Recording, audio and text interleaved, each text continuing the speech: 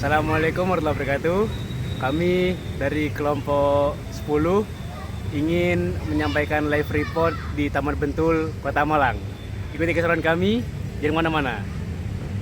Yaitu adalah pengembangan konsep desain, yaitu yang pertama seperti kursi ini yang dibuat melengkung dan juga dibuat berat supaya taman ini kan berukuran kecil, jadi dapat menampung orang banyak.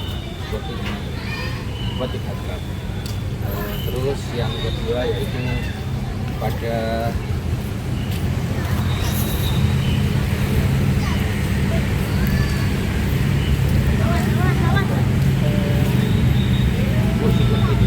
dibuat menyebar untuk pengunjung yang sangat banyak, karena kan di sini kan taman kota yang dekat dengan stasiun yang juga bisa digunakan untuk penumpang kereta api beristirahat atau berjalan. Juga ada seperti tempat berteduh yang desainnya cukup minimalis dan juga artistik.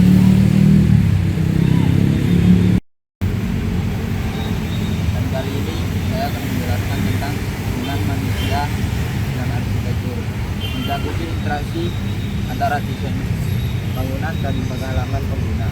Arsitektur tidak hanya berfungsi sebagai tempat tinggal atau bekerja, tetapi juga mempengaruhi psikologi dan perilaku manusia. Aspek penting dalam hubungan ini meliputi fungsi ruang, desain ruang yang harus memenuhi kebutuhan pengguna, seperti desain yang di belakang saya dengan kebutuhan pengguna. Yang kedua, estetika. Elemen visual yang menarik dapat meningkatkan kenyamanan, seperti tempat seperti ini, tempat bermain untuk anak-anak bermain, dan tempat duduk-duduk untuk orang dewasa yang lagi mau nyantai. Yang ketiga, sirkulasi. Pengaturan ruang yang baik memfasilitasi pergerakan, seperti tentang jalan-jalan ini, tempat-tempat ini. Dan yang keempat, konteks sosial. Arsitektur mencerminkan budaya dan nilai masyarakat. Desain yang mempertimbangkan aspek-aspek ini dapat menciptakan lingkungan yang harmonis dan mendukung kesejahteraan di dunia. Sekian dari saya. Dan arsitektur tata ruang. Arsitektur tata ruang meliputi beberapa aspek penting, antaranya perancangan, programming, analisis, concepting, dan sintesis.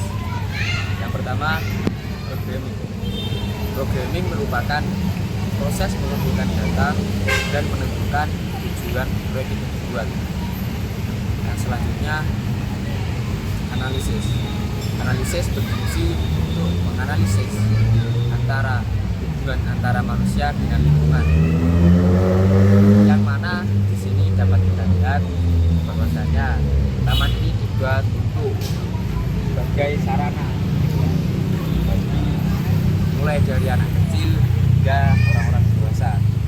Selanjutnya, konsep desain.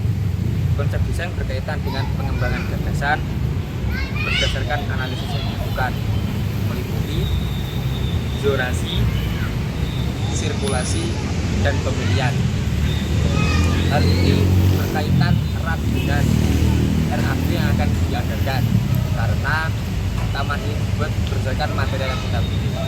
Selanjutnya, jika semuanya sudah terlaksana, dilakukan dokumen konstruksi, perinci gambar kerja, dan spesifikasi teknis untuk pelaksanaan proyek. Ya, di sini saya akan menjelaskan tentang arsitektur dan lingkungan.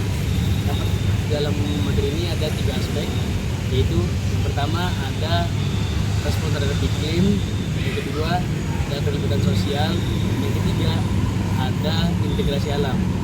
Baik, Ya kan yang pertama yaitu respon terhadap iklim.